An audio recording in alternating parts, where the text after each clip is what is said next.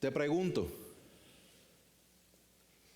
¿a dónde están tus ojos y qué estás mirando? ¿A dónde están tus ojos y qué estás mirando? Nuestro crecimiento en la vida siempre será dependiente de dónde está nuestro enfoque. Nuestro crecimiento como cristianos siempre será dependiente de lo que estamos mirando o a dónde están nuestros ojos. Te pregunto, ¿a dónde están tus ojos y qué estás mirando? Como un ejemplo típico, todas las veces en que nosotros nos tropezamos y nos caemos, es porque no estamos viendo por dónde vamos caminando. Todos aquellos que se han llevado el dedito pequeño del pie de noche cuando está oscuro con la esquina de la cama, saben de qué estoy hablando. Cuando hay accidentes de carro, la mayor parte del tiempo es que alguien no está mirando al frente. ¿Qué estás mirando? Cuando jugaba el deporte, en mi corta estadía de jugar al béisbol, siempre me decían, mantén los ojos puestos en la pelota. Pon los ojos puestos en la pelota. Y cuando fallaba me decían, es que no estás viendo la pelota o la bola. Cuando jugué otro deporte, el baloncesto, me decían, no pierdas de vista al defensor. Y cuando iba a tirar al canasto me decían, no pierdas de vista el aro. Todo lo que estamos haciendo en cierta manera u otra depende de lo que estamos nosotros mirando. ¿Qué estás mirando? ¿Dónde están tus ojos? El día de hoy vamos a compartir una historia que yo estoy seguro que nadie de ustedes había escuchado. Las risas no me dicen lo contrario. Es una historia bien común, es una historia que se enseña en la escuela dominical, se enseña con los niños. Desde muy pequeño crecemos viendo y escuchando esta historia, la cual es digna de hacerle una muy buena película en estos días. No sé si alguien esté planificando eso, pero es digna de una gran película, tiene una gran trama, tiene una gran narrativa, y eso es lo que vamos a discutir el día de hoy. Pero vamos a seguir dándole vueltas a esa pregunta de como creyentes en la cual todos nosotros estamos aquí con una cierta disposición de querer recibir la palabra de Dios. ¿Dónde es que exactamente están nuestros ojos y qué es lo que nosotros estamos mirando?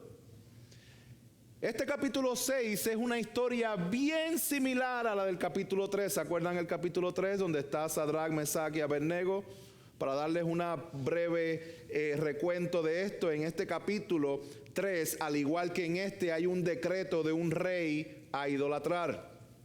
En el capítulo 3, al igual que este, estaba Sadrach, Mesach y Abednego, que no siguen el decreto, sino que son fieles a Dios. Eran ellos tres en el capítulo 3, en el capítulo 6 ahora es Daniel, no son ellos tres. También estos fueron acusados y echados al horno de fuego. Aquí Daniel es acusado y echado al foso de los leones. De igual forma en el capítulo 3 Dios los libró. Spoiler alert, aquí Daniel va a ser librado también.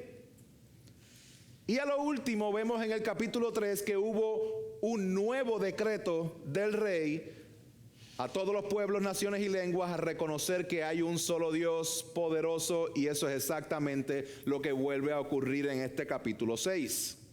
Habiendo dado esa pequeña introducción, vayamos un poquito más a entender qué era lo que estaba sucediendo, cuál era el ambiente de esa primera escena que nosotros vemos, o ese primer contexto que vemos en Daniel del 1 al 4 en el capítulo 6. Y aquí vamos a ver en estos primeros 4 versos un hombre sobresaliente y fiel. Leamos, verso 1 del capítulo 6.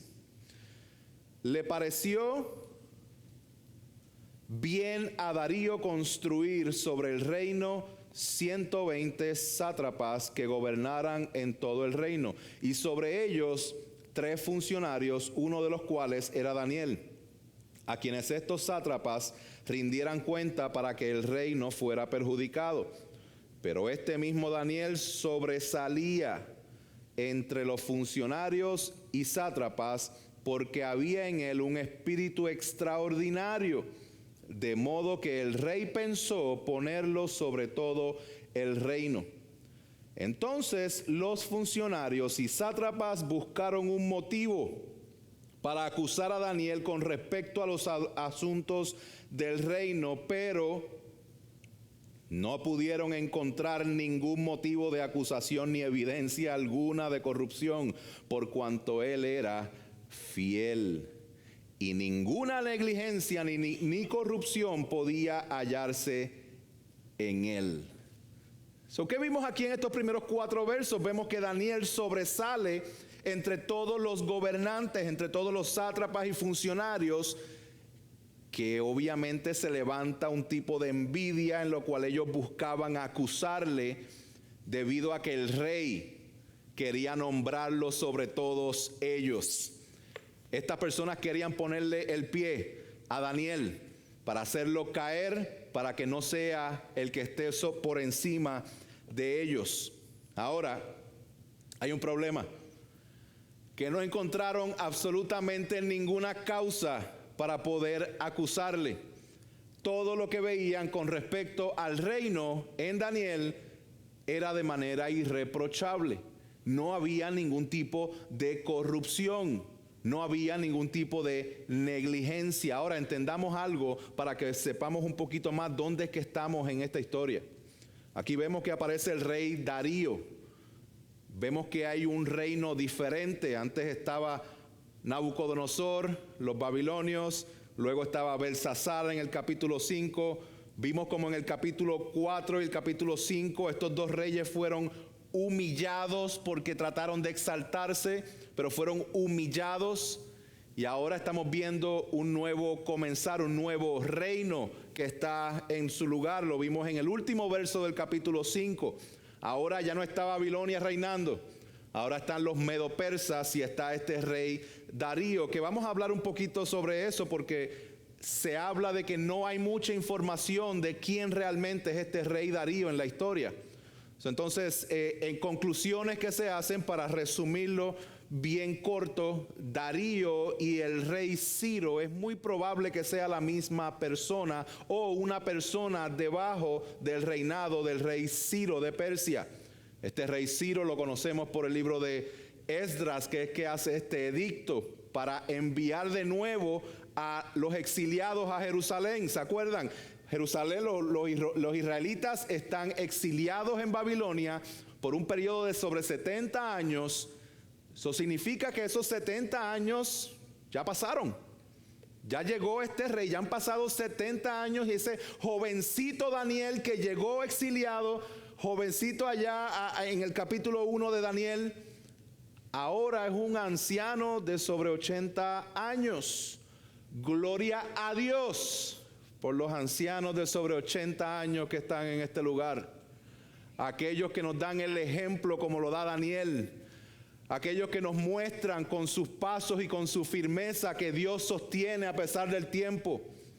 Aquellos que tienen, vamos a bajarlo de 70, los de 70 hacia arriba, que usted está caminando firme con el Señor. Yo les aliento a que no se preocupe por lo que usted tiene que hacer. Quiero servir, quiero ayudar, quiero hacer. No, venga. Simplemente siéntese junto con nosotros. Comparta su sabiduría. Déjenos aprender de usted, de cómo a pesar del tiempo, de las pruebas, las tormentas, las circunstancias, Dios lo ha sostenido y usted está aquí clamando al Señor y diciendo gloria a Dios. Aquellas personas mayores, vamos a darle gracias y vamos a motivarlos a que estén aquí con nosotros. Daniel era uno de ellos, sobre 80 años, cuando sucede esta historia. Están en el reino medo-persa. Darío era ese rey Ciro o alguien debajo de él. Y entonces, ¿cuál es la estructura de gobierno que él crea? Él dice, voy a crear 120 sátrapas o 120 gobernantes, lo cual se deduce que pudieran haber 120 provincias, pero sobre estos 120 van a haber 3 que van a estar a cargo de estos 120 líderes. Y de esos 3, el mejor de todos era Daniel.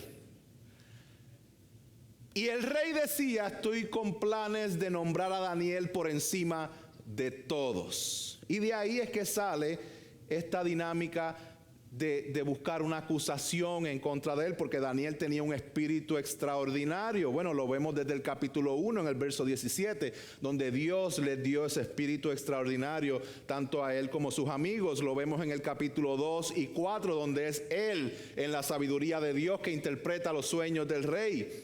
Esto lo hemos visto una y otra vez. Entonces, en el verso 4 vemos que los funcionarios y sátrapas buscaron un motivo para acusar a Daniel con respecto a los asuntos del reino. ¿Cuál fue el resultado?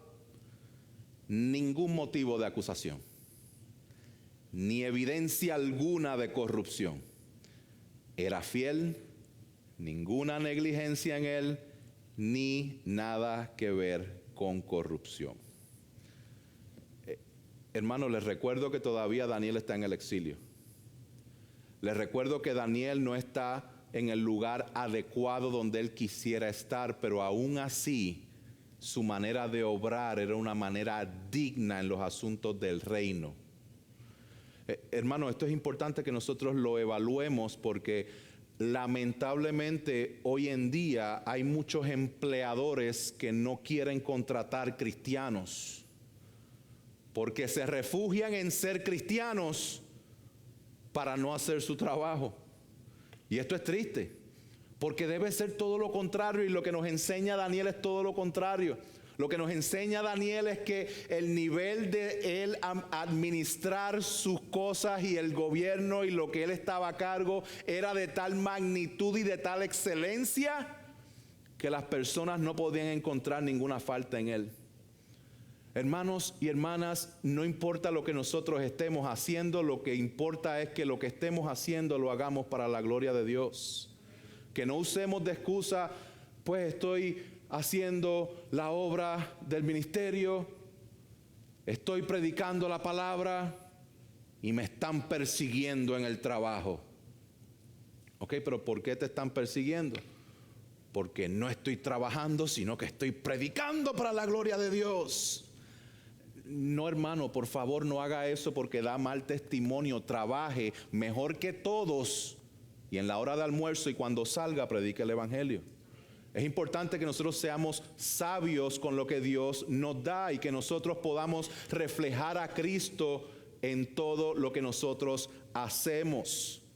La única forma en que nosotros podemos hacer eso, porque a lo mejor estás pensando, es que tú no entiendes el jefe que yo tengo, es que tú no entiendes el tipo de trabajo que yo tengo. Sí, estás en lo cierto, no lo entiendo porque no lo hago, lo haces tú, no yo. Pero lo que sí entiendo es que no estás en una posición muy distinta a la de Daniel. Daniel está exiliado. Daniel no está en su lugar de preferencia, mas aún así él daba gloria al Señor en la manera en que él trabajaba. Eso es importante que mantengamos eso en mente. La manera en que él lo hacía era con los ojos puestos en el Señor, y la manera en que tú vas a poder ser fiel en tu trabajo y en tu casa y en cualquier lado es con tus ojos puestos en el Señor. Y por eso vuelvo y te pregunto, ¿dónde están tus ojos? ¿Y qué estás mirando? Entonces esa es la escena que vemos. Ahora vemos un conflicto que se va desarrollando y va creciendo. Conflicto bastante interesante. Y en resumen, lo que vamos a ver es que Daniel es echado al foso de los leones al ser hallado culpable de serle fiel a Dios. Culpable de serle fiel a Dios. Vamos a leer el verso 5 al 9. Dice: entonces estos hombres dijeron: no encontraremos ningún motivo de acusación contra este Daniel, a menos que encontremos algo contra él en relación con la ley de su Dios. Pausa. Verso 4 dice: vamos a buscar acusarlo por el trabajo, por la parte del reino. Y ellos dicen: no hay manera de acusarlo porque él es intachable. Verso 5, ellos están diciendo: vamos a crear un complot, porque no hay forma de acusarlo, so vamos a tener que crear algo falso para entonces poder acusarle. Miren lo que dice el verso 6. Estos funcionarios, sátrapas, de común acuerdo, fueron entonces al rey y le dijeron así: Rey Darío, viva para siempre. Todos los funcionarios del reino, prefectos, sátrapas, altos oficiales y gobernadores han acordado que el rey promulgue un edicto y ponga en vigor el mandato de que cualquiera que en el término de 30 días haga petición a cualquier dios u hombre fuera de usted, oh rey, sea echado en el foso de los leones. Ahora pues, oh rey, promulgue el mandato y firme el documento para que no sea modificado conforme a la ley de los medo-persas, que no puede ser revocada. Por tanto, el rey Darío firmó el documento, esto es, el mandato. Permítame resumirle lo que acabo de leer. Vimos a los funcionarios gobernantes en común acuerdo, trabajando en unidad, que reconocen que no pueden acusar a Daniel por algo que él haga mal, sino que tienen que crear un complot con relación a su ley. Así que manipulan al rey de una manera en la cual le presentan de que nadie ore a ningún dios u hombre que no sea a ti. En otras palabras, tú vas a ser Dios mismo. Y nada ni nadie puede orar a otra cosa o a otro Dios que no sea a ti. Lo cual puedo imaginar el sentido del rey como que engrandeciéndose, o que me adoren a mí. Ya, eso suena bien. ¿Dónde es que tengo que firmar? Y la dinámica es bien interesante porque de acuerdo a la ley medo-persa que vimos en el libro de Esther, o que usted puede ver en el libro de Esther, vemos que cuando se emite un decreto del rey, es un decreto que no puede ser violentado. Entonces ellos estaban pensando, no podemos hacer caer a Daniel, él es completamente recto en su manera de vivir. Entonces vamos a hacer algo que vaya en contra de su Dios. Sus ojos están puestos en Dios. Vamos a ver si lo amenazamos de muerte, a ver qué es lo que pasa.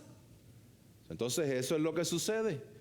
Ellos van donde el rey y le dicen, vamos a hacer este decreto donde nadie puede orar a más nadie más que a ti. Y el rey, manipulado, lo firma. Y ya está el decreto, ya está el complot. Y ese plan no sería revocado. Pareciera ser que va funcionando el plan de los gobernantes y sátrapas y funcionarios para deshacerse de este judío que vino a reinar sobre ellos. Bien parecida a la historia de José, pero eso es otra cosa. ¿Qué ustedes creen que hizo Daniel? ¿Cuál ustedes creen que fue la respuesta de este Daniel al enterarse de este decreto? ¿Cómo reaccionarías tú? Si el día de hoy se estableciera una ley en la cual te impide el tú adorar a tu Dios, el tú venir a la iglesia, el tú orar, ¿cómo reaccionarías tú? Déjame mostrarte cómo reaccionó Daniel. Porque Daniel, al enterarse del decreto, no cambió absolutamente nada. Miren el verso 10. Cuando Daniel supo que había sido firmado el documento, entró en su casa. En su aposento superior tenía una ventana, tenía ventanas abiertas en dirección a Jerusalén. Y como solía hacerlo antes, continuó arrodillándose 3 veces al día, orando y dando gracias delante de su Dios. Daniel permanece fiel a pesar del decreto. Daniel nos muestra que a pesar de las circunstancias podemos permanecer fiel porque Dios es fiel. Podemos descansar en su palabra porque su palabra permanece para siempre. Dios es bueno, hermanos. Daniel tenía sus ojos puestos en Dios, y debido a que tenía los ojos puestos en Dios, el decreto no afectó lo que él ya estaba llevando a cabo. Ahora, pregunta. Hay un paréntesis ahí que nos dice en el verso 10. En su aposento superior tenía ventanas abiertas en dirección a Jerusalén. Y esto es extremadamente importante, porque aquí nos está indicando algo de extrema relevancia a lo que está sucediendo en este lugar, y la razón por la cual en un decreto que está diciendo que va a ser echado al foso de los leones, Daniel simplemente se va a su aposento y hace lo que hacía todos los días. Si sigues viviendo de esa forma, te van a echar al foso de los leones. Y Daniel se va al aposento y empieza a hacer lo que siempre hacía. Nada cambió. ¿Por qué es que tenía las ventanas abiertas? ¿Porque hacía calor? No necesariamente. ¿Por qué es que lo tenía en dirección a Jerusalén? Bueno, el rey Salomón, unos siglos antes, cuando se construyó el templo, donde en el templo estaba la presencia de Dios, él hizo una oración para dedicar el templo en Primera de Reyes, capítulo 8. Y en el verso 35, muchas gracias. En el verso 35, en esta oración dice Salomón: cuando los cielos estén cerrados y no haya lluvia por haber ellos pecado contra ti, y oren hacia este lugar y confiesen tu nombre y se vuelven de su pecado cuando tú los aflijas. ¿Qué está diciendo? Que cuando el pueblo peque contra ti, que oren en dirección al templo.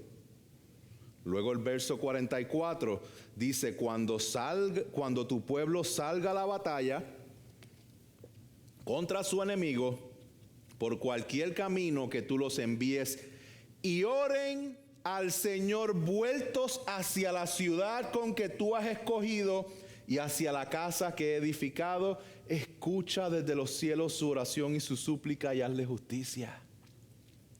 Salomón está orando cuando ellos pequen, oren en dirección al templo. Cuando salgan a la batalla, oren en dirección al templo y oye su oración, hazle justicia. No solamente eso, sino que él profetiza que iban a ser exiliados. Lo vemos en el verso 46, dice: cuando pequen contra ti. ¿Cuál es la razón del exilio? ¿Por qué están exiliados? Porque se rebelaron en contra de Dios. El pecado los lleva al exilio. Él dice: cuando pequen contra ti, pues no hay hombre que no peque, y estés airado contra ellos y los entregues delante del enemigo, y estos los lleven cautivos a la tierra del enemigo, lejos o cerca. Escucha: si recapacitan en la tierra donde hayan sido llevados cautivos y se arrepienten y te hacen súplica en la tierra de que los llevaron cautivos, diciendo: hemos pecado y hemos cometido iniquidad, hemos obrado perversamente, si se vuelven a ti con todo su corazón y con toda su alma en la tierra de sus enemigos que los llevaron cautivos, escucha, y oran a ti vueltos hacia la tierra que diste a sus padres, hacia la ciudad que has escogido y hacia la casa que he edificado a tu nombre, entonces escucha tú desde los cielos, el lugar de tu morada, su oración, su súplica, y hazle justicia. ¿Qué está sucediendo aquí? Que Daniel sabía lo que había orado Salomón, y Salomón había orado de una manera en la cual le clamaba a Dios que hiciera justicia para aquellos que, sin importar las circunstancias, ya sea por las batallas, circunstancias de vida, por el pecado o porque están siendo exiliados, aquellos que se tornen de su pecado hacia Dios y estén mirando fijamente al templo, que Dios les haga justicia. ¿Y por qué mirando hacia Jerusalén? Porque en el Antiguo Testamento vemos que en el templo y en Jerusalén es donde habitaba la presencia de Dios misma. Daniel entendía que no importa la circunstancia, luego de 70 años de exilio, él puede seguir orando todos los días con sus ojos puestos en la presencia misma de Dios, el que no falla y el que permanece para siempre. Sus ojos estaban puestos en el Señor. ¿Dónde están los tuyos? ¿Qué están mirando? ¿Cómo estás viviendo tu vida? ¿Mirando al Señor? ¿Mirando hacia la presencia misma del Señor? ¿O estamos siendo bien distraídos por todos los decretos que vienen en contra nuestra? Porque no esperes que el mundo nos favorezca. Al contrario, cada vez va a ser más difícil. Hermanos, cada vez que hay situaciones extremadamente complejas, la verdadera iglesia se fortalece, pero es sacudida y es limpiada. Ese es el ejemplo que nos dio el COVID, donde iglesias verdaderas fueron fortalecidas en medio de una gran incertidumbre. Y mucha gente dejó de ir porque simplemente no estaban anclados en la palabra del Señor. Daniel sabía que la causa del exilio era el pecado, pero Daniel sabía dónde es que estaba la presencia de Dios. Él sabía dónde tener sus ojos, él sabía dónde mantener su mirada. Déjame hacerte 3 preguntas y por favor medita en estas 3 preguntas. ¿Cuál sería tu respuesta inmediata si el gobierno decreta hoy una ley que te condena a muerte por el simple hecho de ser cristiano? ¿Simplemente reaccionarías haciendo lo que haces todos los días? Pregunta número 2. ¿Serías encontrado culpable ahora mismo? Si el enemigo hiciera una acusación y evaluara tu vida. ¿Pudiera el mundo encontrarte culpable de que realmente estás siguiendo a Cristo? Y una tercera pregunta. ¿Qué tal si no fuera de aquí a 30 días? ¿Qué tal si fuera mirando los últimos 30 días que ya viviste? ¿Qué tal si tu juicio fuera hoy y la evidencia que van a usar en tu contra de si eres o no eres seguidor de Cristo es tu propio testimonio de los últimos 30 días? ¿A dónde están tus ojos? ¿Y a dónde estás mirando? Te confronto con esta pregunta que yo sé que nos hace mirar hacia el suelo, nos hace sentir incómodos en el asiento, pero es una pregunta que tengo que hacerme yo en el espejo y tenemos que hacerla nosotros mismos, tenemos que evaluar en esto. Porque si esperas a la prueba para empezar a orar, no vas a orar. Si esperas a la circunstancia difícil para ser fiel, no vas a ser fiel. Daniel no esperó a que la situación se pusiera difícil para que pusieran un decreto de ir al foso de los leones para empezar a orar. Él simplemente continuó haciendo lo que estaba haciendo todos los días en pura consistencia.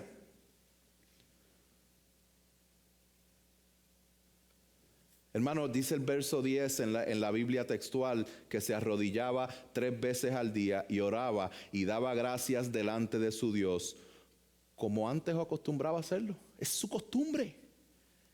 Daniel tenía un músculo desarrollado de la oración de sobre 70 años de diariamente estar yendo a su habitación mirando hacia la presencia de Dios.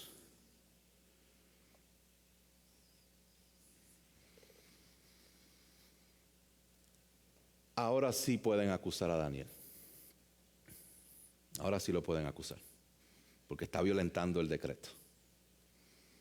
Vamos a seguir con el texto en el verso 11 al 13. Dice: entonces estos hombres de común acuerdo, qué unidad, qué unión tienen esta gente. A veces pensamos que la unidad es buena, pero todo depende del propósito de la unidad, no solamente estar unidos, ¿no? Estos hombres de común acuerdo fueron y encontraron a Daniel orando y suplicando delante de su Dios, y por lo cual se presentaron ante el rey y le hablaron tocante al mandato real. ¿No firmó usted un mandato que cualquier hombre que en el término de 30 días hiciera petición a cualquier dios u hombre fuera de usted o rey fuera echado en el foso de los leones? La orden es cierta, conforme a la ley de los medos y los persas, que no puede ser revocada, respondió el rey. Entonces, Ellos respondieron: Daniel, que es uno de los deportados, no le hace caso al rey ni del mandato que usted firmó, sino que 3 veces al día hace su oración. En resumen, el rey cae en su propia trampa. Aquí es que sale a la luz la manipulación que llevaron a cabo estos gobernantes para hacer caer a Daniel. El rey cae en su propia trampa. ¿Y por qué digo esto? Porque vamos a ver que el rey tenía una afinidad con Daniel. Aunque era un rey que no era judío, era un rey que sí tenía afecto por Daniel. Y lo vemos en la manera en que él responde. Verso 14 y 15. Dice: al oír estas palabras, el rey se afligió y se propuso librar a Daniel, y hasta la puesta del sol estuvo buscando la manera de librarlo. Entonces aquellos hombres vinieron de común acuerdo al rey y le dijeron: reconozca, oh rey, que es ley de los medos y persas que ningún mandato o edicto que el rey establezca puede ser revocado. Vemos que la respuesta del rey se afligió. Es como si hubiera dicho: busqué que me adoraran a mí, que me trataran a mí como Dios, y no pensé en Daniel. Y trató de salvarlo, pero fracasó rotundamente, porque la salvación viene del Señor. Es importante que nosotros entendamos que cuando cualquier cosa ocupa el lugar de Dios, esa cualquier cosa te va a fallar, porque no es Dios. Todo lo que nosotros elevamos a un nivel de Dios te va a romper el corazón. No pongas tu esperanza en nada más que el Señor Jesús. ¿Por qué? Porque te van a hacer el corazón pedazos y vas a terminar en dirección al foso de los leones. Eso es lo que sucedió aquí con este rey. Trató de salvar a Daniel por todos los medios, pero ni él, siendo el rey, pudo hacerlo. ¿Qué es lo que sucede? Verso 16 al 18. Dice: después el rey se fue a su palacio y pasó la noche en ayuno. Rey, no me sorprende con tu espiritualidad al estar en ayuno toda la noche, porque yo ayuno todas las noches también. No nos asombremos porque está ayunando el rey toda la noche. Yo estoy en ayuno todas las noches y usted también. A menos, hay 2 o 3 que se levantan a mitad de la noche como ratoncitos a comerse las Oreos que están en la parte de arriba. Me estoy confesando, así que... Ningún entretenimiento fue traído ante él y se le fue el sueño. Entonces el rey se levantó al amanecer. Déjeme pararlo ahí. Verso 18. Note el gran sentido de suspenso que hay hasta aquí, que hay en esta parte de la historia. Él se siente con las manos atadas, no puede salvarlo, no puede hacer nada por él. Y entonces dice que dio órdenes a Daniel para que lo echaran en el foso de los leones.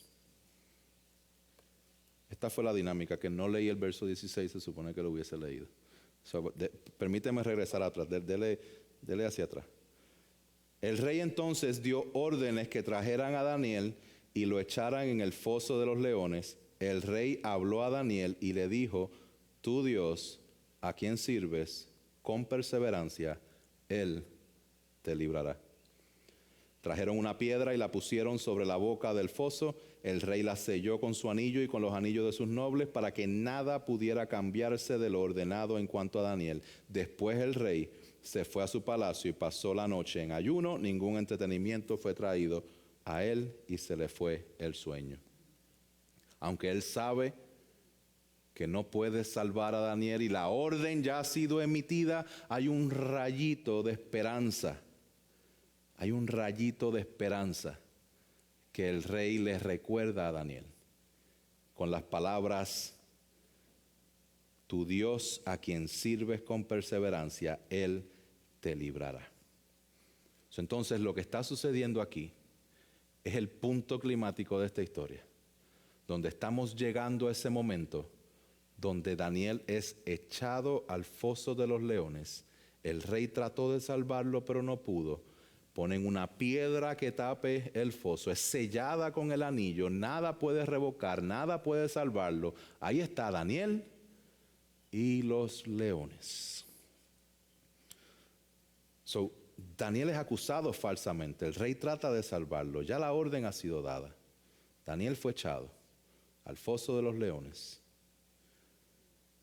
pero es recordado de que Dios puede librarlo. Vamos a ver qué sucede. Verso 19, ahora sí. Entonces el rey se levantó al amanecer, al rayar el alba, y fue a toda prisa al foso de los leones, y acercándose al foso gritó a Daniel con voz angustiada. El rey habló a Daniel y le dijo: Daniel, siervo del Dios viviente, tu Dios, a quien sirves con perseverancia, ¿te ha podido librar de los leones? Imagina el silencio entre el final de la pregunta y el momento en que Daniel responde. Silencio esperando una respuesta cuando humanamente se supone que él no reciba respuesta. Él está diciendo: tu Dios puede librarte, y cuando se levantó de madrugada arrancó a correr para el foso de los leones y le pregunta por preguntar, porque realmente la realidad es que Daniel estuviera ya comido por los leones. Mas sin embargo, Dios manifiesta su poder para salvar, y vamos a ver la razón. Verso 21. Entonces Daniel respondió al rey: oh rey, viva para siempre. Mi Dios envió su ángel que cerró la boca de los leones, y no me han hecho daño alguno, porque fui hallado inocente ante él, y tampoco ante usted, oh rey, he cometido crimen alguno.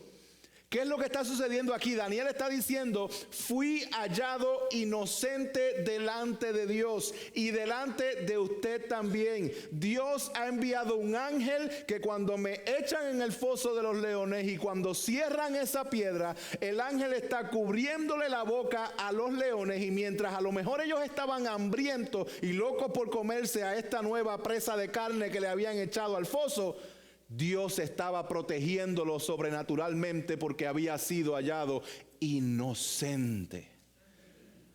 Daniel es una persona que vive y vivía delante de la presencia de Dios.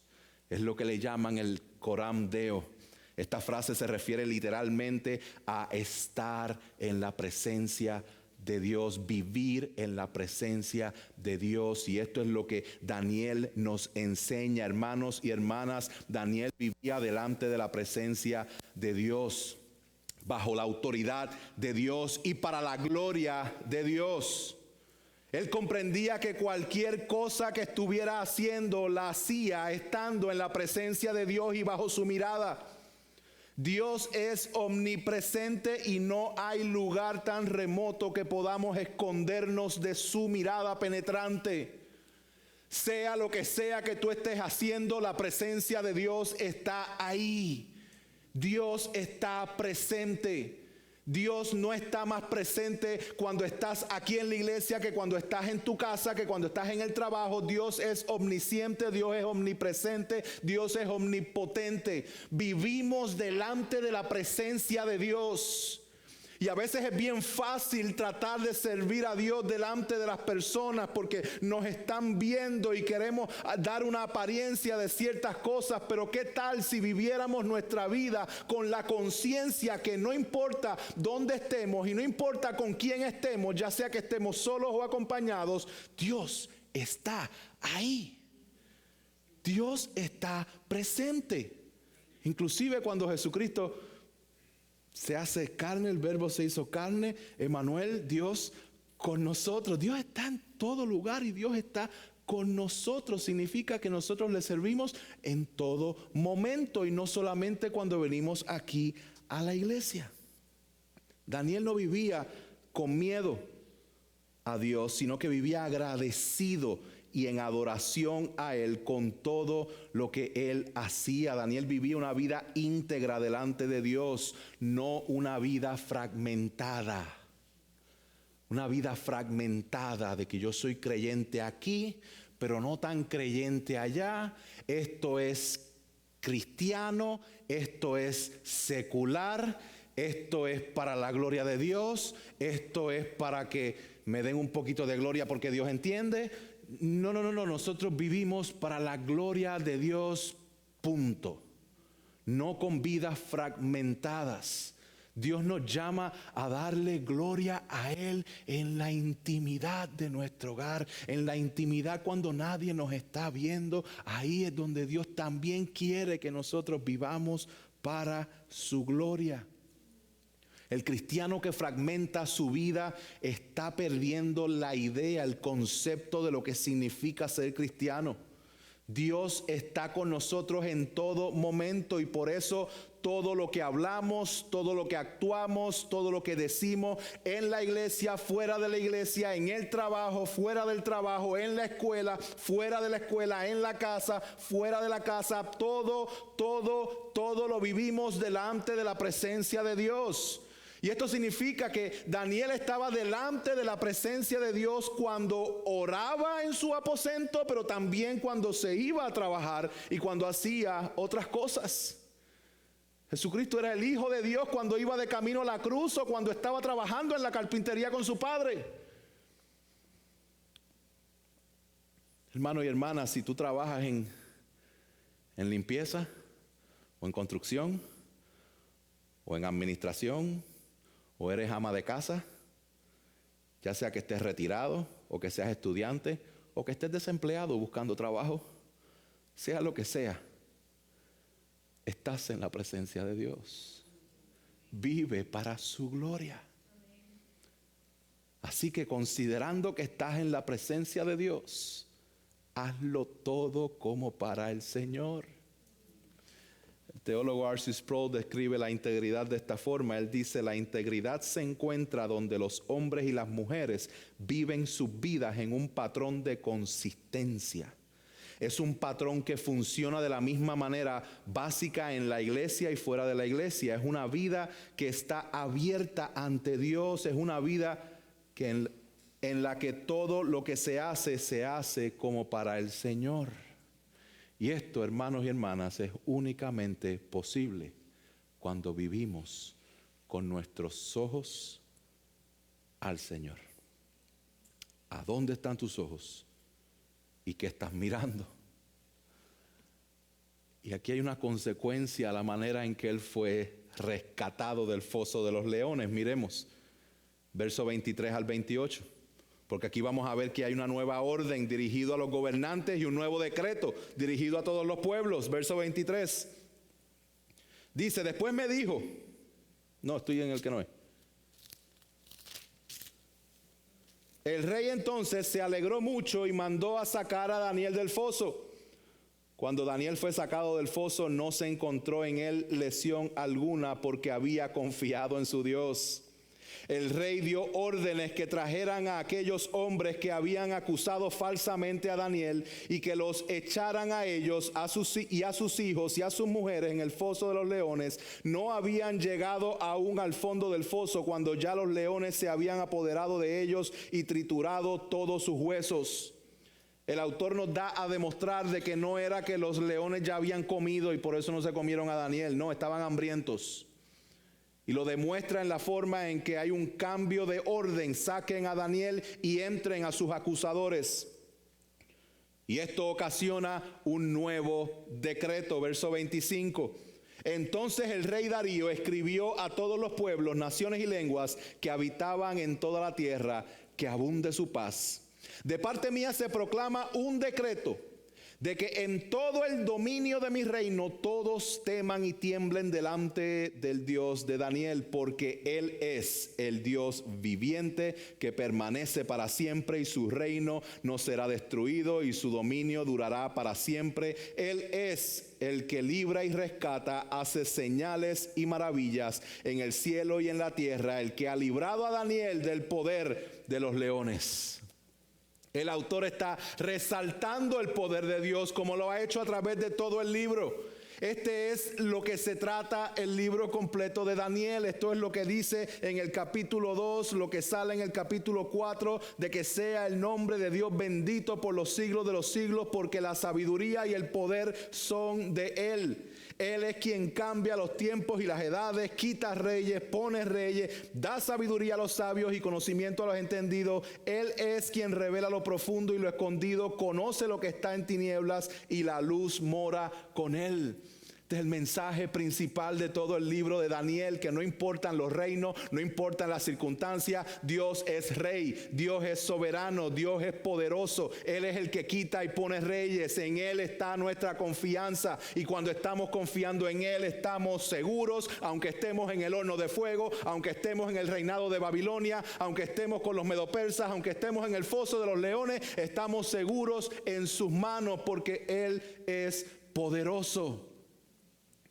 Hermanos, Daniel tenía sus ojos puestos en el Señor y su mirada puesta en Jerusalén.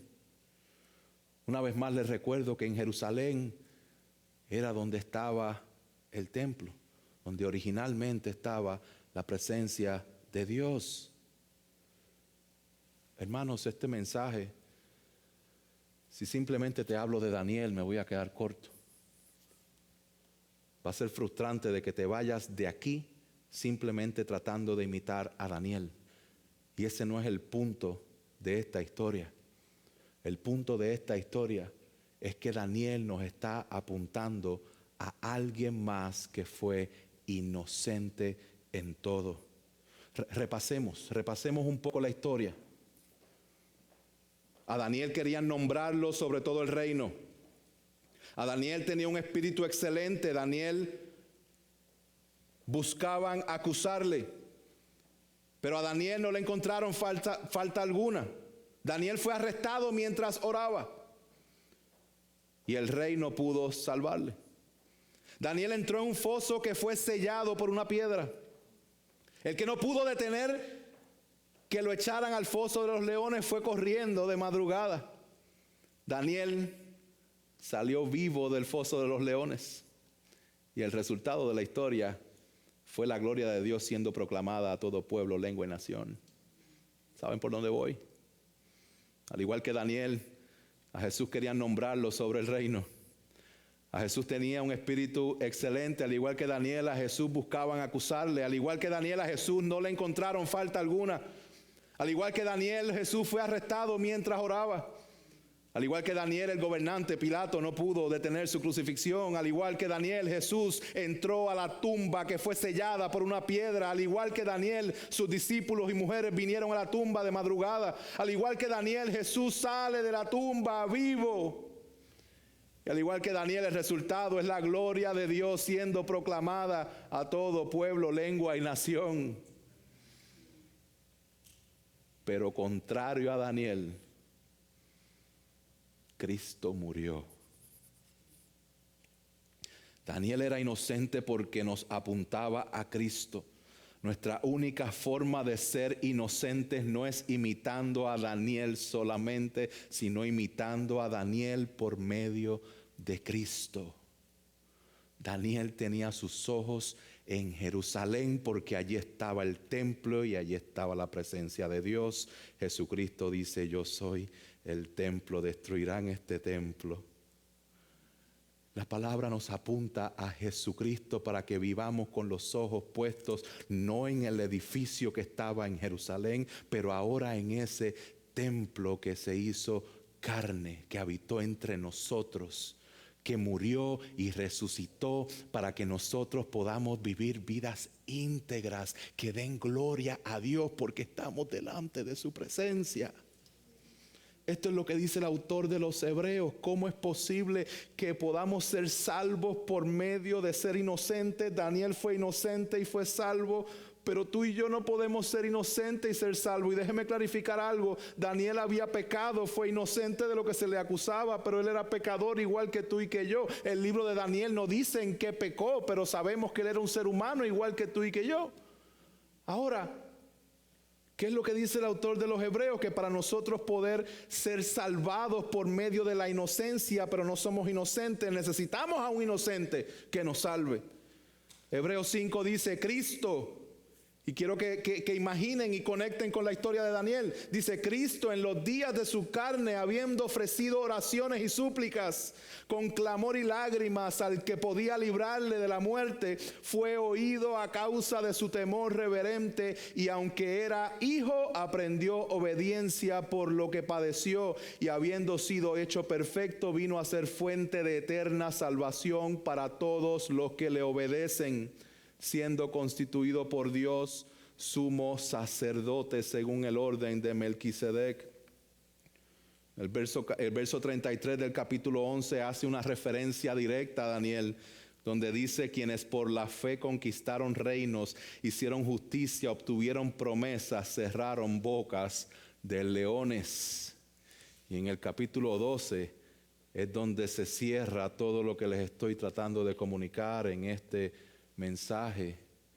Por tanto, puesto que tenemos en derredor nuestro tan gran nube de testigos, despojémonos también de todo peso y del pecado que tan fácilmente nos envuelve, y corramos con paciencia la carrera que tenemos por delante, puestos los ojos en Jesús, autor y consumador de la fe, quien por el gozo puesto delante de él soportó la cruz, menospreciando la vergüenza, y se ha sentado a la diestra del trono de Dios. Te pregunto, ¿están tus ojos puestos en Jesús? No es simplemente una pregunta, es una invitación para que pongas tus ojos en el Señor Jesucristo, porque solamente Él puede salvarte. Puesto los ojos en Jesús para que puedas ser fiel al Rey que permanece para siempre. Seamos fieles como Daniel, con nuestros ojos puestos en Jesús. Y tengamos la confianza en que el Señor es soberano sobre todas las cosas. Él es más poderoso que la peor de tus circunstancias. Y oremos y vivamos nuestras vidas delante de la presencia de Dios, con nuestros ojos puestos en Él. Si no eres creyente, si no sabes cómo está tu alma en este momento, quiero darte una mala noticia y una buena noticia. La mala noticia es que Dios va a hacer justicia a sus enemigos. Lo hizo en el pasaje de Daniel 6, lo hizo a través de todas las escrituras y lo va a seguir haciendo. Pero la buena noticia es que tenemos justicia en aquel que es inocente en Cristo, para que tus pecados le sean contados a Él, para que su justicia te sea contada a ti. Ven a Él en arrepentimiento y fe. No esperes más. Por último, una vez más, les exhorto a que vivamos nuestras vidas con los ojos puestos en el Señor, aquí y fuera de aquí. Pongámonos de pie.